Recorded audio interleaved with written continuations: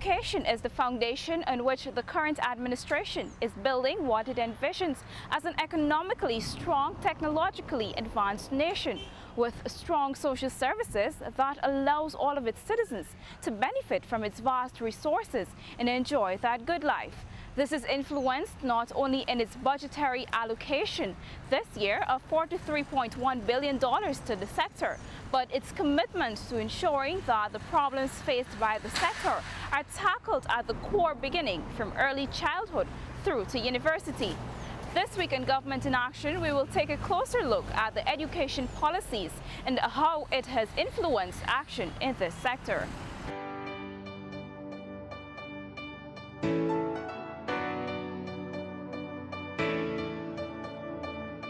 President David Granger, since taking office in 2015, has emphasized the every child in school policy. Even as government works to create the environment where, regardless of the economic situation, Guyanese children can attend school, the president has also called on every Guyanese in communities, neighborhoods and villages across the country to adopt this policy as our mantra and do whatever we can to ensure every child gets to school and stays in school. Education, the head of state believes, will unlock the potential of young people to be not just employable, but job creators themselves, who can innovatively use the country's resources to build their own wealth.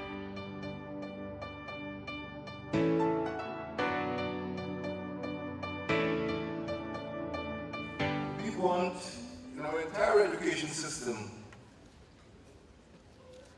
a function that will produce citizens of quality, citizens who will be happy to remain here in Guyana to build our bountiful, our beautiful nation.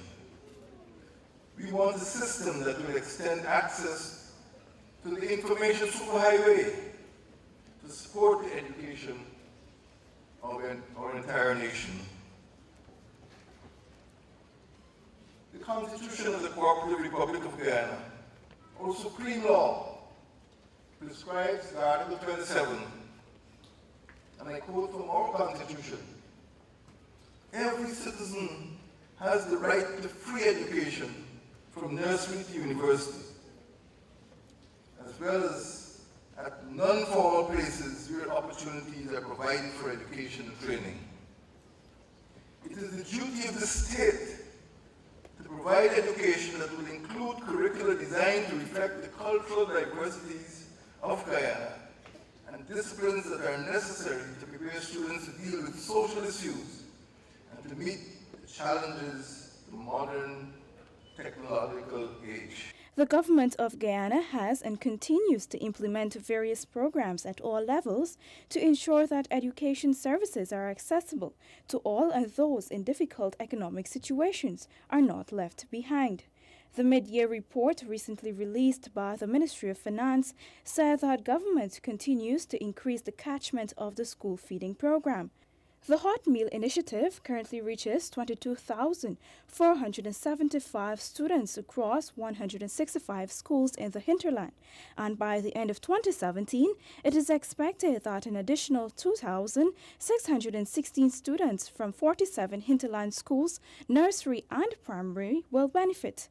The Breakfast Initiative under this program is ongoing in 36 schools on the coastline, and expansion will continue in the second half of the year as well. All these are in addition to the President's 5Bs initiative, which is aimed at providing boats, buses, bicycles, breakfast and books to school children, giving way to easier access to school and other basic school needs for many students across the country.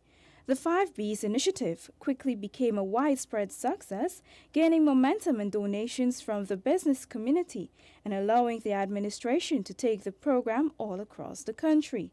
President Granger has said that the initiative will pay dividends for the development of the regions in which they operate, to improve education, to improve access to jobs, and to assist the youth in participating in enterprise.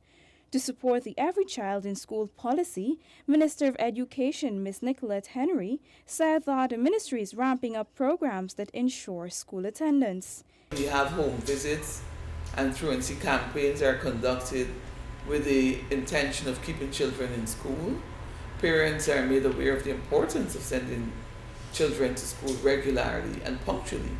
Parents are also made aware of the consequences of not taking responsibility of sending their children to school and the consequences and penalties in keeping with the Education Act, which is Chapter 3901. Special coaching and counseling sessions are also implemented, and in special cases, particular attention is paid to individual students and parents.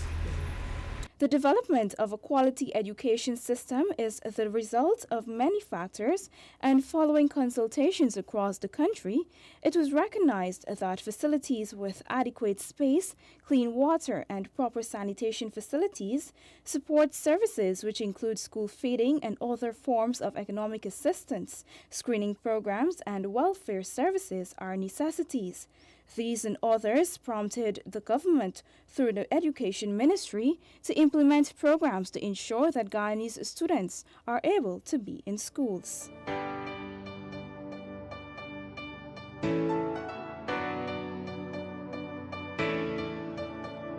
The limited ability of Guyanese students to grasp mathematics had prompted the Guyana government to develop a 7-point proposal known as the Program for Emergency Education Refer, PEER or PEER, to address this deficiency. And while findings have shown that from 2016 to 2017, the pass rate of students sitting for mathematics at the NGSA has risen from 13% to 45%, the reality still remains that more than half of all students lack the basic foundation needed to excel at the secondary level. During the first half of this year, PEER expended $166 million. $66 million has been spent on training, $62 million on learning materials, and $40 million on the hiring of coordinators and monitors. With regard to training, 548 grade 6 teachers, 452 head teachers, and 51 coordinators and monitors were trained in the area of content and methodology during the first half. PEER is expected to serve as part of the series of planned interventions aimed at improving the outputs and outcomes of the education sector. According to the Finance Ministry's mid-year report, preliminary analysis of the results from the 2017 NGSA has indicated that efforts at all levels, including government, community, and family, have begun to result in some improvement. While PEER is a targeted intervention, government began the process of systematic overhaul with the rolling out of the Guyana Education Sector Improvement Project, GSIP. The initial package, as part of the education reform process, will include integrated curriculum reform of mathematics at the primary level. This process is expected to be repeated for the mathematics at the secondary level and English at the primary level, drawing in lessons from the initial phase. At the tertiary level, focus will be on strengthening teaching capacity. The ministry also undertook a massive public relations campaign, seeking the involvement of all stakeholders, including teachers and parents, as Chief Education Officer Acting Mr. Marcel Hudson explained. Because the literature is clear. Where there's parental involvement, where there's maximum support from the communities or the community, education tend to be in a better position in terms of delivery. And so we had what we call text blasts. And some of you may not have known that these things actually happened. And this is one of the things that we intend to do. Sometimes we sell ourselves short. We had text blasts, we had street clinics. Persons went into the streets. We were in villages, certain areas. We had mathematics clinics and so forth. We had stickers placed on cars. We had radio advertisements. Another critical component of this program includes the acquisition of resources such as books, charts, and games to make mathematics fun and easier to learn, and not as it is traditionally viewed as a burden or a subject to be feared. The ministry described the response to these methods as amazing and credited the turning around to this new and improved system, which will be constantly reviewed and updated to meet the changing needs of Guyanese students across the 10 administrative regions. In addition, $125 million was allocated as consultation fees to the Caribbean Examinations Council, CXC, for performance improvement at the primary level. a contract to provide technical assistance in the preparation of assessment papers for grades 2, 4, and 6, and the provision of professional consultancy services for capacity building for officials of the Ministry of Education. Teachers, subject specialists, the test development officers develop the test items with the technical guidance of the Caribbean Examinations Council. The team sought to address key areas such as item construction, weighing of the items, sampling, and other psychometric elements. Candidates were tested in 4 subject areas, namely mathematics, English, science, and social studies.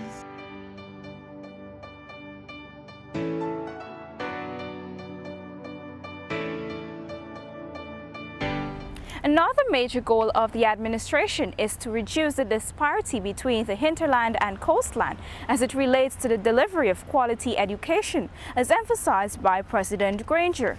This falls in line with the head of state's policy position of ensuring infrastructural links between the hinterland and the coastland, equitable access to services of the state across the country, and equal opportunities for all Guyanese.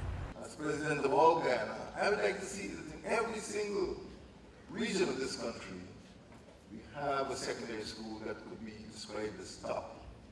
Not only top 5, but the top 10. I'm afraid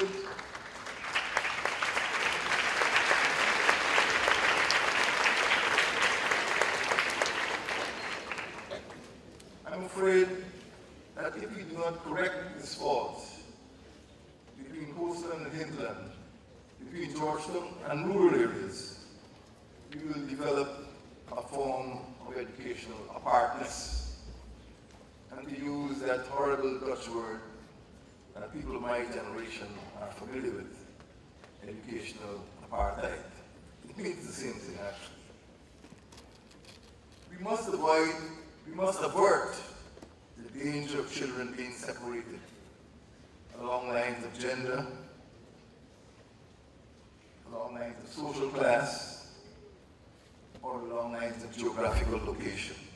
The ministry's vision is for there to be improvements across the board, with students from Barima-Waini Region 1, Kuyuni-Mazaruni Region 7, Patara-Sipironi Region 8, and Upper Takatu Upper Essequibo Region 9 showing improvement in all the subject areas. Minister Henry said the government has been working tirelessly to improve the educational landscape nationwide, adding that one of the first challenges that it faced and sought to address was that of the glaring inequality in the education sector. She explained that the problems facing the hinterland and other rural communities have to be looked at from a broad perspective, where the community, parents, teachers, students, and the ministry are involved. The Hinterland Education Improvement Program, HEIP, is geared at providing the quality of education in the hinterland as that on the coastland. And we believe that with the implementation of this program, we will see improvement. So component 1 speaks to improving the quality of teachers' education in the hinterland, which will see us develop continuous professional development programs geared at addressing teachers' weakness and tailored to incorporate teaching in multi-grade settings. Many students who hailed from hinterland communities have been struggling to attain suitable marks for entry into secondary schools after completing the National Grade 6 Assessment, the NGSA. An analysis of data relative to the NGSA results for 2016 showed that the hinterland regions performed poorly at the examinations, and this, along with other factors, prompted the administration to call for an emergency intervention in the area of mathematics. But while the intervention targeted mathematics specifically, additional focus was placed on the other core areas: English, science, and social studies. The study conducted will serve as a baseline and, once proven effective, would be expanded across the country with the hope of bridging the existing gap. Also, the curriculum will also have to be aligned with the view of ensuring that the national examination needs are also aligned with the community needs and relevant, and providing classroom materials and support. Component 3 more or less is improving physical facilities, and so that will see us improve infrastructure, particularly at dorms facilities and classroom space, and construction and rehabilitation of teachers' accommodation in the hinterland. The Education Minister has accepted that these existing disparities have contributed significantly to the state of the country's education sector. But with ministerial intervention, teachers and monitors were recruited with the aim of reducing the challenges facing the students and teachers in the hinterland. These challenges included less classroom hours than those in the coastal regions due to the lack of trained teachers, limited teacher accommodation, and insufficient teaching aids. Given the findings of a comprehensive program launched in the hinterland, the Ministry of Education recognized that the situation in the Potaro-Siperuni region, or Region 8, was very poor. While the placement of trained teachers in those areas will address some of the problems, Minister Henry said it will not eradicate them entirely. It's really to strengthen management and supervision in the hinterland. And that, of course, has to do with the support and training of education officers. It also touches to a great extent on communication, which would require improvement in facilities and equipment, and transportation also is important if you're speaking about supervision, and supervision would impact greatly on the issues of monitoring and evaluation. And I think every person who ever had anything to do with programs would know that the M&E component is perhaps the single most important one if you're talking about program results and achieving deliverables. Speaking during the release of the 2017 NGSA results, Mr. Hodson said that it was recognized during the implementation of the emergency mathematics intervention that some of the schools in the hinterland operated under peculiar circumstances, prompting the ministry to conduct a diagnostic assessment with specialized treatment for schools there. The ministry also undertook a massive public relations campaign seeking the involvement of all stakeholders, including teachers and parents. We trained over 1,000 teachers in the areas of content and methodology. Secondly, we facilitated fortnightly cluster meetings with private schools and the public schools. These meetings in the past would have been held once a month. But taking into consideration the urgency that we wanted to move, we decided that we would have created a community of learners where teachers benefited from the experiences of each other. And thirdly, there was a recruitment of mathematics coordinators and monitors for all schools. So we had special persons identified and paid substantially to monitor our schools to ensure that what we taught our teachers, those things were actually implemented in the classroom. In addition, some hinterland communities, particularly indigenous communities, speak traditional languages, resulting in language barriers, which hinder either the students or teachers from the coastal regions from understanding. Minister Henry said the ministry is currently in the process of addressing this with plans to implement a language program where teachers and other educators would be trained in the indigenous languages to allow for better communication. On part 2 of this episode of Government in Action, we will look at the government's efforts aimed at increasing the number of trained teachers, the effective incorporation of information and communications technology, ICT, in teaching practices, the construction of ICT laboratories and provision of internet access at schools across Guyana, as well as the challenges at the primary, secondary, and tertiary levels, and steps to address these. I am Gomati Gangadin. Join us next week again. Goodbye.